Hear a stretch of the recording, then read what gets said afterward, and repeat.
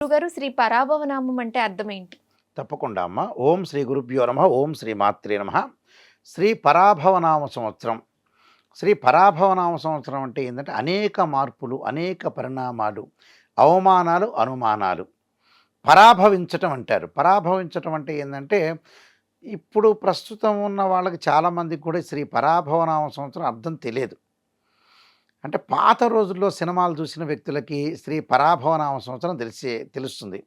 అంటే పరాభవించటం అంటారు. మహాభారతంలో ఏదైతే ద్రౌపది దుర్యోధనుడిని పరాభవించింది అని అర్థం. అంటే దుర్యోధనుడిని పరాభవించింది ద్రౌపది. అంటే పరాభవించటం అంటే అవమానించటం. అంటే అవమానం జరుగుతుంది. అవమానం జరిగే అవకాశం ఉన్న నామ సంవత్సరం శ్రీ పరాభవనామ సంవత్సరం. అంటే అనేక మార్పులు, అనేక పరాభవాలు జరగకుండా ఆచితూచి అడుగు వేసి లౌకికంగా ఉండే నామ సంవత్సరమే శ్రీ పరాభవనామ సంవత్సరం అంటారు. శ్రీ పరాభవనామ సంవత్సరం ప్రభవాతి సత్య సంవత్సరాల్లో 40వ సంవత్సరం అంటారు. అసలు పంచాంగము అంటే ఏమిటి అంటే తిథివార నక్షత్ర యోగ కరణాలతో కూడిన దాన్ని పంచాంగం అంటారు. 5 అంగాలతో కూడిన దాన్ని పంచాంగం అంటారు. అందువల్లనే ఈ పంచాంగం విషయంలో ముందుగా వెళితే శ్రీకళ్యాణ గుణాహ రిపుహరం దుస్వప్న దోషాపహం గంగాస్థాన విశేష పుణ్యఫలతం గోదానం తుల్యం నృణానాం అంటారు. ఆయుర్వృద్ధి ఉత్తమం సంతానం సంపత్ప్రదం శుభకరం నానాకర్మ సుసాధనం పంచాంగం మాకర్ణ్యతాం అంటారు. అంటే శ్రీకళ్యాణ గుణాహ రిపుహరం అంటే ఏంటంటే పంచాంగాన్ని విన్నవాళ్ళు కానీ పంచాంగాన్ని చెప్పిన వాళ్ళు కానీ శ్రవణము అంటే ఇక్కడ వినటము అని అర్థం. అంటే శ్రీకళ్యాణ గుణాహ రిపుహరం అంటారు. అంటే ఈ పంచాంగాన్ని వినటం కానీ అలానే విన్న వ్యక్తులకు కానీ చెప్పే వ్యక్తులకు కానీ అలానే వీళ్ళకి దుష్ట స్నేహాలు కానీ శత్రువులు కానీ దూరం అయిపోతారని అర్థం. అంటే శ్రీకళ్యాణ అని అంటారు. అంటే శ్రీకళ్యాణం అనే మంత్రంతో శ్లోకంతో ప్రారంభమవుతుంది. అంటే ఇక్కడ శత్రువులు దూరం అవుతారని అర్థం. శ్రీకళ్యాణ గుణాహ రిపుహరం అంటారు. రిపుహరం అంటే మనకు శత్రువులు దూరం అవుతారు. దుస్వప్న దోషాపహం అంటారు. చెడు స్వప్నాలు పోతాయి. దుస్వప్న దోషాపహం గంగాస్థాన విశేష పుణ్యఫలతం అంటారు. గంగాలో మనం స్నానం చేసినంత ఫలితం వస్తుంది అని అర్థం. అలానే గోదానం తుల్యం నృణానం అంటారు. గోవును దానం చేసినంత ఫలితం వస్తుందని శాస్త్రంలో చెప్పారు. అలానే ఆయుర్వృద్ధి ఉత్తమం శుభకరం సంతాన సంపత్ప్రదం అన్నారు. సంతానం కలుగుతుంది, ఆయుష్ పెరుగుతుంది. అలా గారు పరాభవనామ సంవత్సరంలో కన్యా రాశి వారికి ఏ విధంగా ఉండబోతోంది? తప్పకుండా అమ్మ. ఓం శ్రీ గురుభ్యో నమః. ఓం శ్రీ మాత్రే నమః. కన్యారాశి. కన్యారాశి వాళ్ళకు వచ్చేటప్పటికల్లా ఈ సంవత్సరం 8 ఆదాయం 11 ఖర్చుగా ఉంటుంది. 3 గౌరవం 3 అవమానంగా ఉంటుంది. అంటే ఇక్కడ 8 ఖర్చు 11 ఆదాయం 3 రాజ్యపూజ్యం 3 అవమానం అంటే సమానంగా ఉంటుంది. గౌరవ మర్యాదలు ఎంతమంది ఇస్తారో అవమానం అంతమంది చేస్తారని. సహజమే, అవమానం లేని మనిషి ఎవడు ప్రపంచంలో లేడు. కానీ నిజం చెప్పాలంటే అయితే ఈ కన్యారాశి వాళ్ళకు వచ్చే ఉత్తరా నక్షత్రం 2, 3, 4 పాదాల్లో జన్మించిన వాళ్ళు, అలానే హస్తా నక్షత్రం 1, 2, 3, 4 పాదాల్లో జన్మించిన వాళ్ళు, చిత్తా నక్షత్రం 1, 2 పాదాల్లో జన్మించిన వాళ్ళందరూ కూడా కన్యారాశి జాతకులు అవుతారు. కన్యారాశి వాళ్ళకు వచ్చేటప్పటికల్లా దేవగురువైన బృహస్పతి జూన్ 2 తారీఖు నుంచి కర్కాటక రాశిలోకి ప్రవేశంతో అధిక లాభాలు కలిగే అవకాశాలు ఎక్కువ ఉంటాయి. జూను 1వ తారీఖు వరకు జాగ్రత్తగా ఉండండి. ఫైనాన్షియల్ పరంగా ఉండే పొజిషన్లో పొదుపు పాటించండి, జాగ్రత్తగా ఉండాలి. ఆర్థిక పరంగా ఉండే సమస్యలు కానీ బాకీలు చేయొద్దండి. ఆదాయానికి మించిన ఖర్చు చేయకుండా ఉండటం మంచిది. ఎంతైతే ఇన్కమ్ వస్తుందో అంత ఎక్స్పెండిచర్స్ అనేవి పెరగకూడదు. నిజం చెప్పాలంటే మన బ్యాలెన్స్డ్గా వెళ్ళటం చాలా ఇంపార్టెంట్.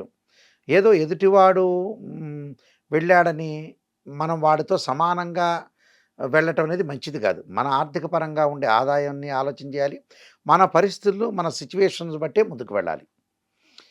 ఆర్థిక పరంగా ఉండే ఆదాయ విషయంలో కొంత జాగ్రత్తగా ఉండటం మంచిది. అయితే ఈ రాశి వాళ్ళు వచ్చేటప్పుడు కన్యా రాశి వాళ్ళు ప్రత్యేకంగా జూన్ 2వ తారీఖు నుంచి అక్టోబర్ 31 వరకు కూడా గురుబలం అనేది ఉండటం వల్ల ఆర్థిక పరంగా ఆదాయం అనేది చాలా అనుకూలంగా ఉంటుంది.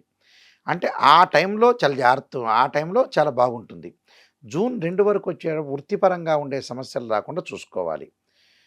అంటే ఏదైతే వ్యాపార పరంగా చేస్తున్న వ్యక్తులు కానీ అలానే బిజినెస్ సంబంధించిన పీపుల్స్, బడా పారిశ్రామికవేత్తలు గానీ, రాజకీయ నాయకులు గానీ, సినిమా యాక్టర్స్ కానీ కొంత జాగ్రత్తగా ఉంటే ఇంపార్టెంట్ ఇక్కడ.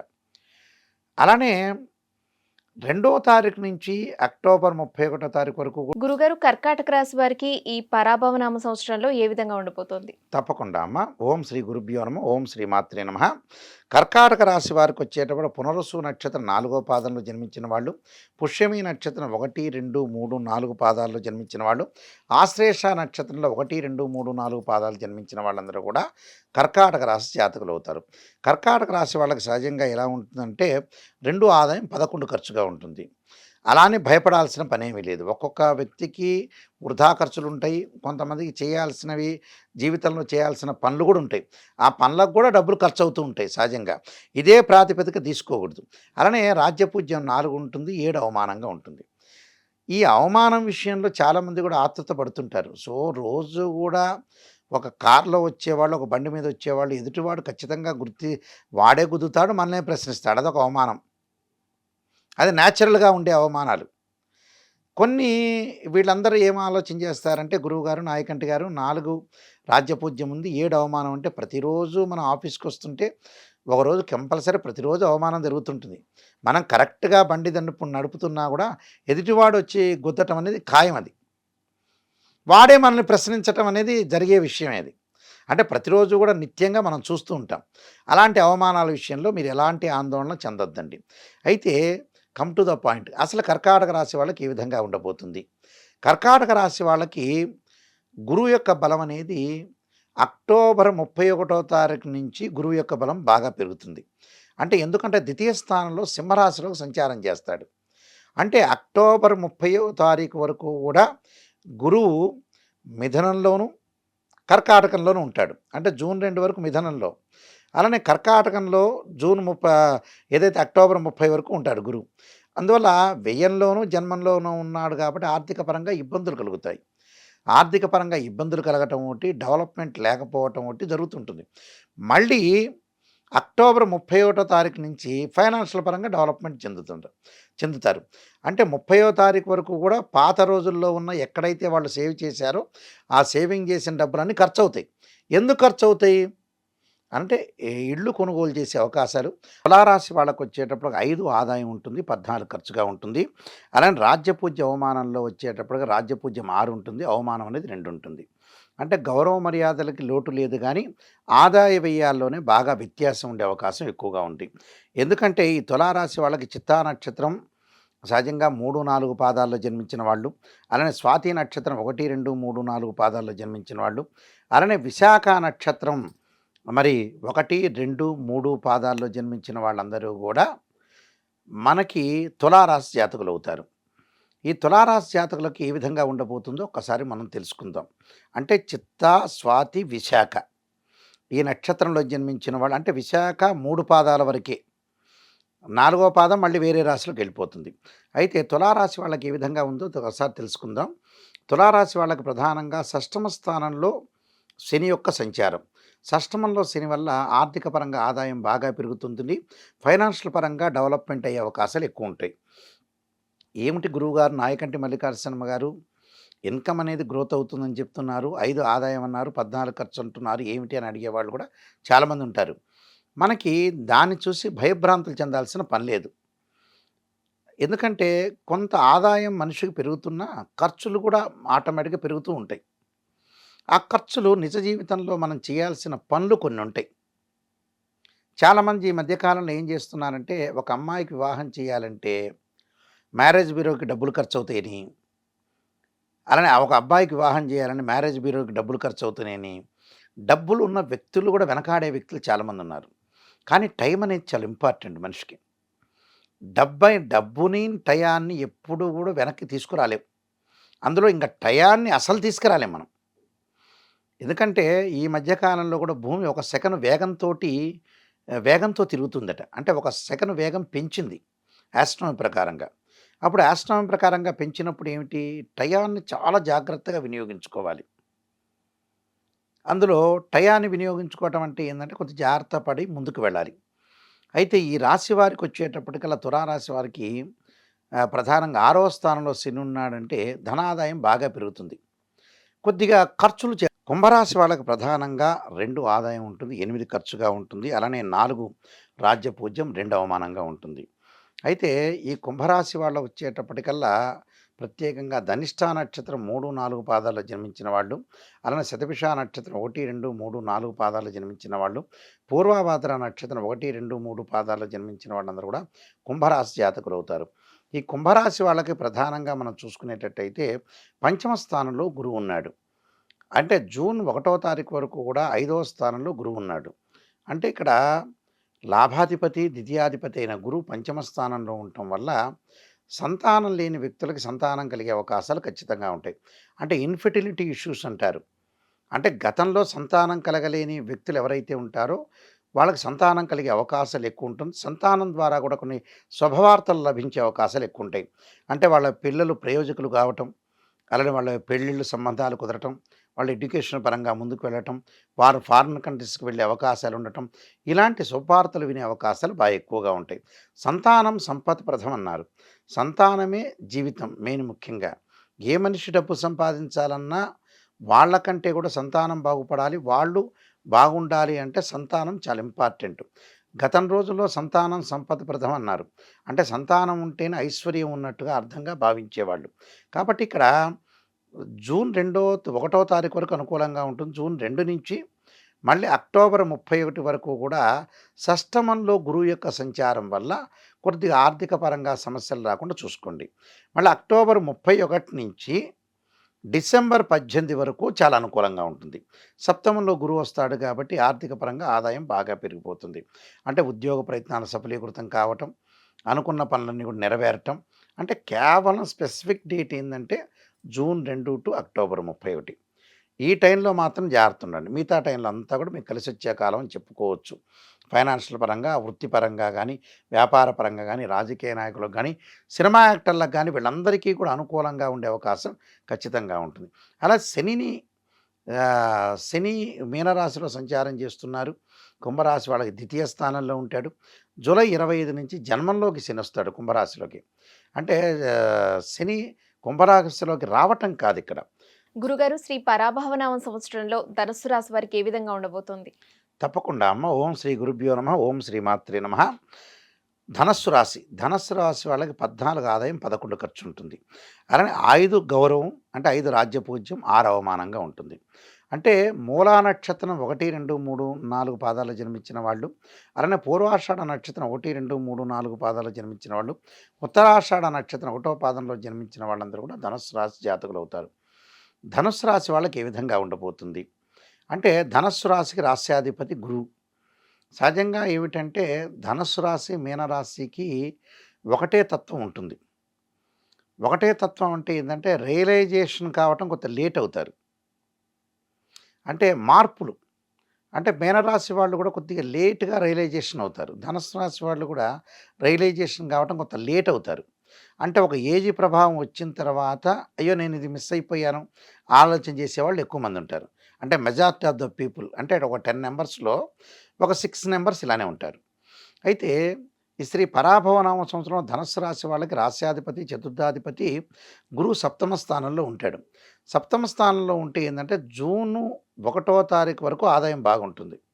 అంటే ఫైనాన్షియల్ పరంగా డెవలప్‌మెంట్ జరిగే అవకాశాలు ఎక్కువుంటాయి. జూన్ 1వ తారీఖు తర్వాత నుంచి మార్పులు జరుగుతాయి. అంటే ఫైనాన్షియల్ పరంగా ఇబ్బందులు కలిగే సూచనలుంటాయి. ఆ టైంలో కొద్దిగా జాగ్రత్త ఉండాలి. అంటే జూను 2వ తారీఖు నుంచి వీళ్ళు అక్టోబర్ 31 వరకు జాగ్రత్త ఉండాలి. అంటే స్థానచలనం జరిగే అవకాశాలు ఎక్కువుంటాయి. ఉద్యోగంలో మార్పులు కూడా జరుగుతాయి. అంటే ఉద్యోగంలో కూడా కొన్ని మార్పులు జరగటం జరుగుతుంది. మళ్ళీ అక్టోబరు 31 తారీఖు నుంచి గురువు సింహరాశిలో సంచారం చేస్తారు. అంటే నవమ స్థానంలో సంచారం చేయటం వల్ల అక్టోబర్ 31 నుంచి మళ్ళీ ఆదాయం పెరుగుతుంది. అంటే జూన్ 2 దగ్గర నుంచి అక్టోబర్ 31 వరకు ఆదాయపరంగా ఇబ్బందులు కలిగే సూచనలు ఖచ్చితంగా ఉంటాయి. అక్టోబర్ 31 నుంచి మళ్ళీ అనుకూలంగా ఉంటుంది. అంటే ఫైనాన్షియల్ పరంగా డెవలప్‌మెంట్ జరగటం ఒకటి, శుభ కార్యక్రమాలు, ప్రయత్నాలు సఫలీకృతమయ్యే అవకాశాలు ఎక్కువుంటుంది. అలానే శుక్రుడి యొక్క బలం వల్ల వివాహం కాని స్త్రీ పురుషులకు ఎవరైతే ఉంటారో వాళ్ళకి వివాహాలు జరిగే అవకాశాలు ఎక్కువుంటాయి. ఇన్ఫెర్టిలిటీ ఇష్యూస్ అంటారు. సంతానం లేని వారికి సంతానం కలిగే అవకాశం కూడా ఖచ్చితంగా ఉంటుంది. కాబట్టి గురువు యొక్క బలం అనేది ఎక్కువగా ఉందని చెప్పుకోవచ్చు.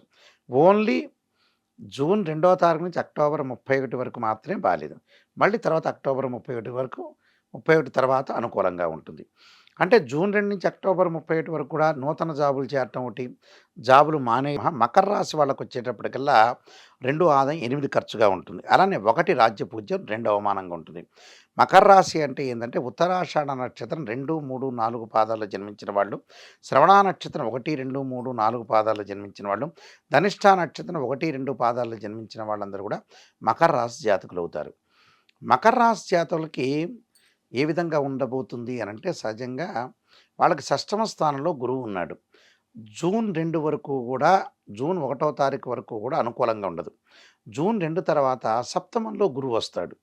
సప్తమంలో గురువు రావటం వల్ల వివాహ ప్రయత్నాలు సఫలీకృతమవుతాయి. ఎవరైతే అబ్బాయి గాని, అమ్మాయి గాని వివాహం గురించి ఎదురు చూస్తున్న వ్యక్తులు ఎవరైతే ఉంటారో వాళ్ళకి సుసంపన్నమైన కుటుంబం నుంచి అబ్బాయి గాని, అమ్మాయి గాని వచ్చే అవకాశం ఖచ్చితంగా ఉంటుంది. అంటే వివాహ ప్రయత్నాలు, శుభ కార్యక్రమాలు జరిగే అవకాశాలు ఖచ్చితంగా ఉంటుంది. అలానే ముందుగా జూన్ 1వ తారీఖు వరకు కూడా ఆర్థిక పరంగా ఉండే సమస్యలు వెంటాడకుండా చూసుకోండి. జూన్ 2వ తారీఖు నుంచి సప్తమ స్థానంలో గురువు ఉంటాడు. మకర రాశి ఏమిటంటే ఇక్కడ వ్యయాధిపతి, తృతీయాధిపతి షష్టమంలో ఉంటాడు. జూన్ 1 వరకు. తర్వాత సప్తమంలోకి వస్తాడు. ఆ సప్తమంలో రాగానే ఆదాయం బాగా పెరుగుతుంది. అంటే జూన్ 1 వరకు పొదుపుగా పాటించండి. జూన్ 2 తర్వాత అనుకూలంగా ఉంటుంది వాళ్ళకి. చాలా అద్భుతమైన రిజల్ట్స్ వచ్చే అవకాశాలు బాగా ఎక్కువ ఉంటాయి. ఫైనాన్షియల్ పరంగా గ్రోత్ ఉంటుంది. వ్యాపారంలో కూడా నూతన ఒరవడి, అలానే ప్రణాళికాబద్ధంగా ముందుకు వెళ్ళే అవకాశాలు ఎక్కువ ఉంటాయి. అంటే సుసంపన్నంగా ఉండటం ఒకటి, అలానే ఫైనాన్షియల్ పరంగా ఎలా గ్రోత్ చెందాలి, ఎలాంటి ప్రణాళికలు వేసుకోవాలి, ఎలాంటి ప్రణాళికల ద్వారా ఎలా డెవలప్మెంట్ చేయాలనే ఆలోచనలు బాగా పెరిగే అవకాశాలు ఎక్కువ ఉంటాయి. కాబట్టి ఇది సుపరిణామం అని చెప్పుకోవచ్చు. దాని తర్వాత శని యొక్క బలాన్ని మనం చూసుకునేటట్టయితే జూలై 24 వరకు శని తృతీయ స్థానంలో ఉండటం వల్ల సోదరులతోటి అనుకూలంగా ఉండటం, అలానే తల్లి తరఫు నుంచి ఎవరైతే బంధువులు ఉంటారో వాళ్ళ యొక్క కార్యక్రమాలకి పార్టిసిపేట్ చేసే అవకాశాలు బాగా ఎక్కువగా ఉంటాయి. అలానే ఆర్థిక పరంగా ఆదాయం బాగా పెరుగుతుంది. అన్నదమ్ముల యొక్క సఖ్యత బాగా పెరుగుతుంది. తల్లి తండ్రి యొక్క ఏదైతే సంపాదన ఉందో వీళ్ళకి వచ్చే అవకాశాలు ఎక్కువ ఉంటాయి. అక్క చెల్లెల మధ్యలో కానీ అన్నదమ్ముల మధ్యలో బాండింగ్ బాగా పెరిగే అవకాశం ఉంటుంది. లైఫ్ని ఎలా ఎన్హాన్స్ చేసుకోవాలి. మిథున రాశి వారికి వచ్చేటప్పటికల్లా 8 ఆదాయంగా ఉంటుంది, 11 ఖర్చు ఉంటుంది. అలానే 1 రాజ్య పూజ్యం, 7 అవమానంగా ఉంటుంది. అంటే ఆదాయ వ్యయాల్లో కొంత వ్యత్యాసం ఉండే అవకాశం ఉంటుంది. అలానే మిథున రాశి వాళ్ళు వచ్చేటప్పటికల్లా మృగశిర నక్షత్రం 3, 4 పాదాల్లో జన్మించిన వాళ్ళు, ఆరుద్ర నక్షత్రం 1, 2, 3, 4 పాదాల్లో జన్మించిన వాళ్ళు, పునర్వసు నక్షత్రం 1, 2, 3 పాదాల్లో జన్మించిన వాళ్ళందరూ కూడా మిథున రాశి జాతకులవుతారు. మిథున రాశి వాళ్ళకి ప్రత్యేకంగా గ్రహ బలాన్ని మనం చూసుకునేటట్టయితే దేవగురువైన బృహస్పతి జూన్ 2 వరకు కూడా మిథున రాశిలో సంచారం చేస్తారు. అంటే మిథున రాశి వాళ్ళకి సప్తమాధిపతి, దశమాధిపతి అయిన గురువు జన్మరాశిలో ఉండటం వల్ల జూన్ 2 వరకు కూడా కొంత పొదుపును పాటించాలి. ఆర్థిక పరంగా ఉండే సమస్యలు వెంటాడే అవకాశం ఎక్కువగా ఉంటుంది. మొండి బాకీలు వసూలు కాకుండా ఉండటం, ఎవరైనా సరే ఎవరికి కూడా డబ్బులు ట్రాన్సాక్షన్స్ చేయకూడదు. ఉద్యోగపరంగా కూడా కొన్ని ఇబ్బందులు వచ్చే అవకాశాలు ఎక్కువ ఉంటుంది. వాళ్ళకు వచ్చే వాళ్ళందరికీ కూడా ప్రమోషన్ అనేది ఆగిపోయే అవకాశాలు ఎక్కువ ఉంటుంది. అంటే జూన్ 2 వరకు జాగ్రత్త ఉండాలి. అలానే జూన్ 2 నుంచి అంటే జూన్ 1వ తారీఖు వరకు కూడా మిథున రాశిలో గురువు యొక్క సంచారం. 2వ తారీఖు నుంచి కర్కాటక రాశిలోకి వెళ్ళిపోతాడు. కర్కాటక రాశిలోకి వెళ్ళిపోగానే ద్వితీయ స్థానంలో గురువు వల్ల ధనధాన్య వృద్ధి, ఆకస్మికంగా లాభాలు. అంటే జూన్ 1 వరకు చేయని పనులు ఏదైతే ఉంటాయో ఆ తర్వాత జూన్ 2 నుంచి అనుకూలంగా ఉండే అవకాశాలు ఉంటాయి. జూన్ 1 వరకు ప్రతికూలము, జూన్ 2 తర్వాత అనుకూలంగా ఉండే అవకాశాలు ఎక్కువ ఉంటాయి. అంటే ఉద్యోగ ప్రయత్నాలు సఫలీకృతం అయ్యే అవకాశాలు, నిరుద్యోగులకి వాళ్ళు ఆశించిన దానికంటే కూడా మంచి ఉద్యోగం లభించటం, అలానే ఫైనాన్షియల్ పరంగా డెవలప్మెంట్ అయ్యే అవకాశాలు ఎక్కువ ఉంటుంది.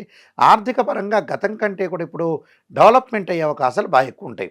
అలానే అక్టోబర్ 31 వరకు ఏ పని చేయాలనుకున్నా కూడా చక్కగా మీరు ఆ పని చేసుకోండి. అక్టోబర్ 31 తర్వాత గురువు ఏం చేస్తాడంటే సింహరాశిలోకి వెళ్ళిపోతాడు. అంటే 30వ తారీఖు వరకు కూడా కర్కాటకంలో ఉండటం, 31వ తారీఖున అతిచారంతో సింహరాశిలోకి సంచారం చేస్తారు డిసెంబర్ 18 వరకు. మళ్ళీ అంటే అక్టోబర్ 31 దగ్గర నుంచి డిసెంబర్ 18 వరకు జాగ్రత్త ఉండండి. మళ్ళీ డిసెంబర్ 18 నుంచి అనుకూలంగా ఉంటుంది. కాబట్టి టోటల్‌గా వీళ్ళకి గురువు ఎక్కువ పర్సెంట్‌గా అనుకూలంగా ఉండే అవకాశాలు ఖచ్చితంగా ఉంటాయి.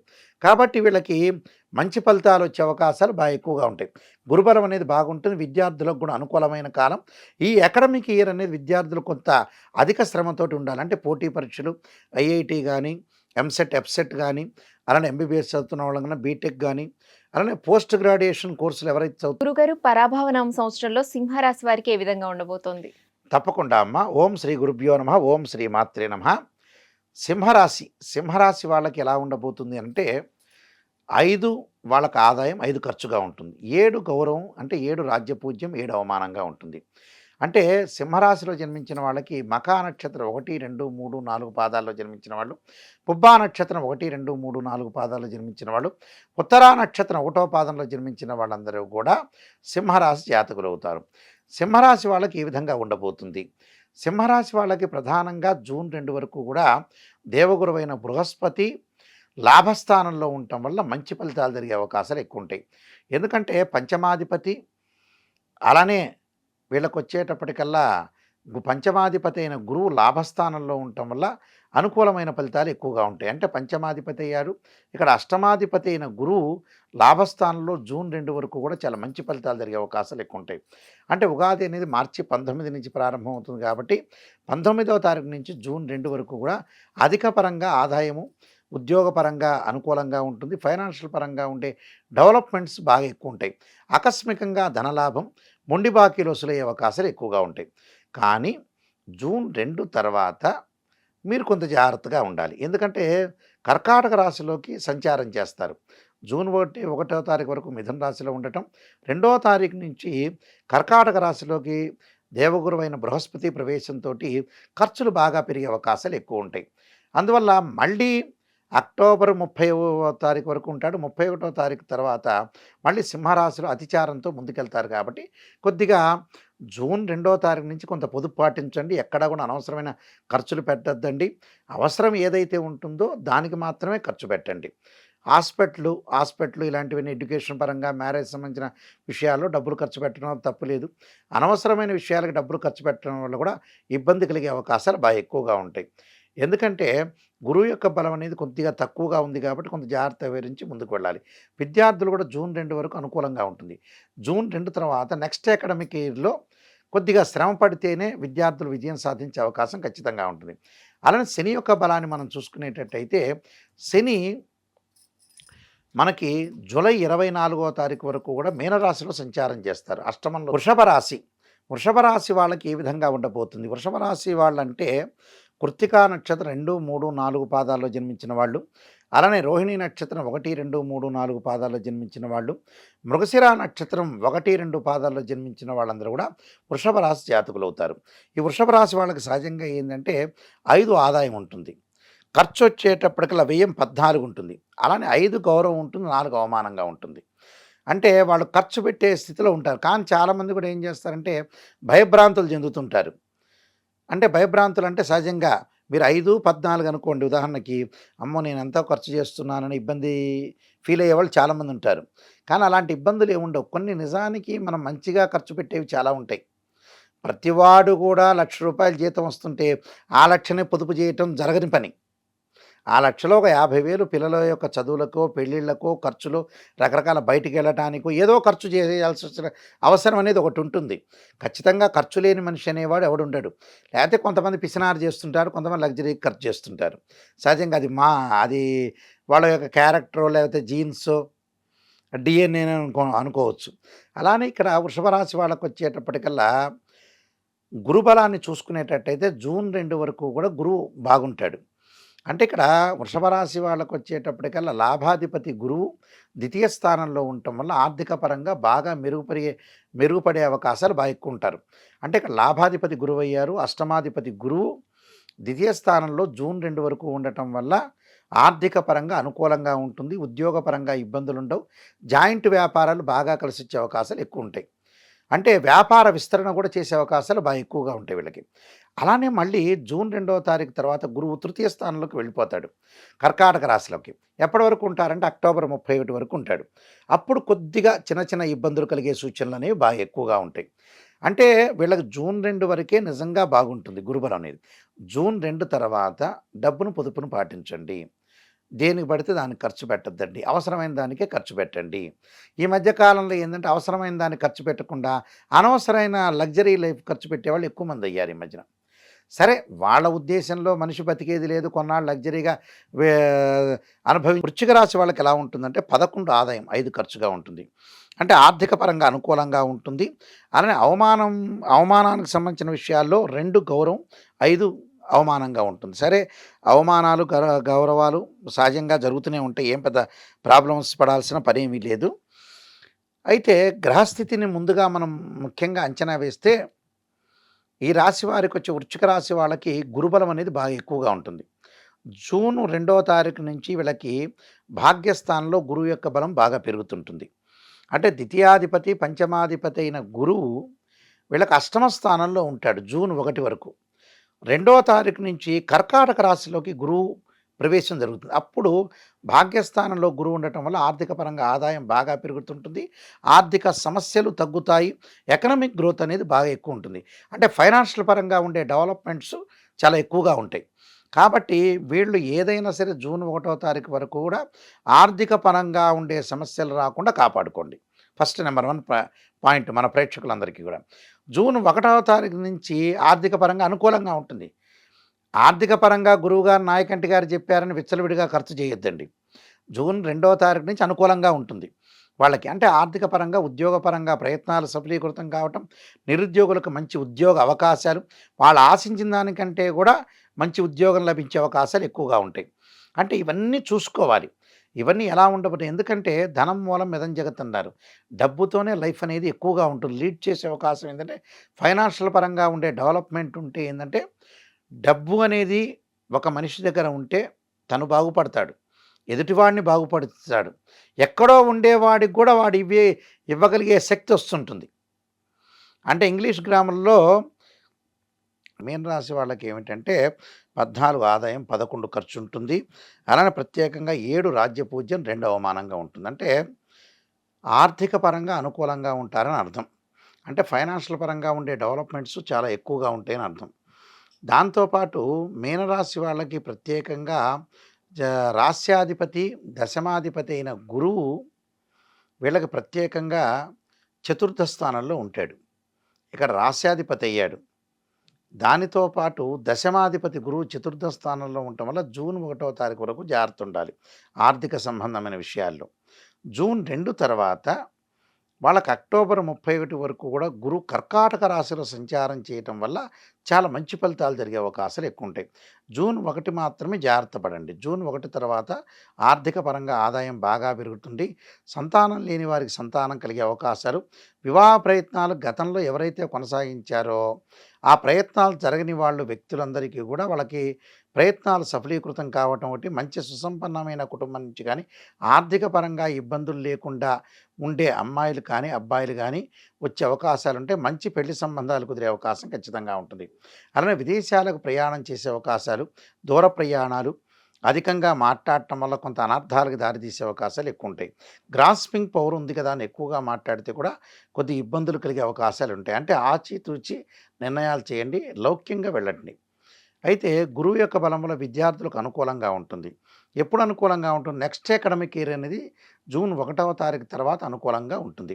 అంటే పోటీ పరీక్షలు కానీ, ఐఐటీ కానీ, ఎంసెట్ కానీ, ఎఫ్సెట్ కానీ, గ్రూప్స్ కానీ ఏదైతే ఎగ్జామినేషన్ రాస్తున్నారో కాంపిటేటివ్ ఎగ్జామినేషన్స్ వాళ్ళకు కూడా చాలా మేషరాశి వాళ్ళకొచ్చేటప్పటికల్లా అశ్వనీ నక్షత్రం 1, 2, 3, 4 పాదాలు, భరణీ నక్షత్రం 1, 2, 3, 4 పాదాలు, కృత్తికా నక్షత్రం 1వ పాదంలో జన్మించిన వాళ్ళందరూ కూడా మేషరాశి జాతకులు అవుతారు. మేషరాశి వాళ్ళకి 11 ఆదాయం ఉంటుంది, 5 ఖర్చు ఉంటుంది. అలానే 2 రాజ్యపూజ్యం ఉంటుంది, 4 అవమానంగా ఉంటుంది. మేషరాశి వాళ్ళకి ప్రధానంగా మనకి ప్రధాన గ్రహాలైన గురువు, శని, రాహు, కేతు గ్రహాలను మనం తీసుకునేటట్టయితే ప్రధానంగా మనకి వ్యయాధిపతి, భాగ్యాధిపతి అయిన గురువు తృతీయ స్థానంలో ఉండటం వల్ల జూన్ 2 వరకు కూడా కొంత జాగ్రత్తగా ఉండాలి.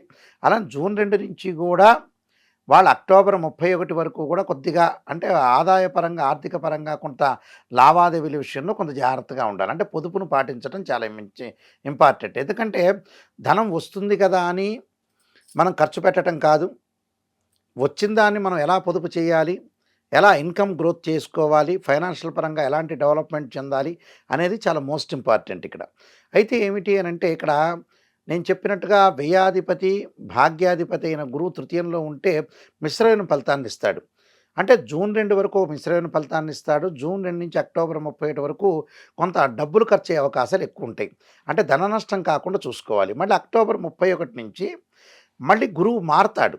అంటే కర్కాటకం నుంచి గురువు సింహరాశిలో సంచారం చేస్తారు. అతిచారం అంటారు. అతిచారంతో సంచారం చేయటం డిసెంబర్ 18 వరకు కూడా ఉంటాడు. 18 నుంచి మళ్ళీ వక్రగతిలోకి వెళ్ళిపోతాడు. అప్పుడు అనుకూలంగా ఉంటుంది. అంటే అక్టోబర్ 31 నుంచి గురువు అనుకూలంగా ఉండటం వల్ల అక్టోబర్ 31 వరకు కూడా మీరు పొదుపును పాటించండి. డబ్బులు విచ్చలవిడిగా ఖర్చు పెట్టద్దండి. ధన నష్టం కాకుండా చూసుకోండి. ఫైనాన్షియల్ పరంగా ఉండే డెవలప్మెంట్స్ చాలా మోస్ట్ ఇంపార్టెంట్ అని తెలుసుకోవాలి మీరు. అందువల్ల కొంత శుభకార్యక్రమాలు ఖర్చు చేసే అవకాశాలు ఎక్కువ ఉంటాయి. పిల్లల యొక్క పెళ్ళిళ్ళు, చదువులకు కూడా ఎడ్యుకేషన్ పరంగా కూడా డబ్బులు కొంత ఖర్చు చేసే అవకాశాలు బాగా ఎక్కువ ఉంటాయి. అంటే ఎక్స్‌పెండిచర్స్ అనేవి బాగా పెరిగే అవకాశాలు ఎక్కువగా ఉంటాయి. కాబట్టి ఎంతవరకు ఖర్చు పెట్టాలో లైఫ్‌లో అంతవరకు ఖర్చు పెట్టి ముందుకెళ్ళడం అనేది చాలా ఇంపార్టెంట్ అమ్మా. అలానే మనం శని బలాన్ని తీసుకునేటట్టయితే మేషరాశి వాళ్ళకి 12వ స్థానంలో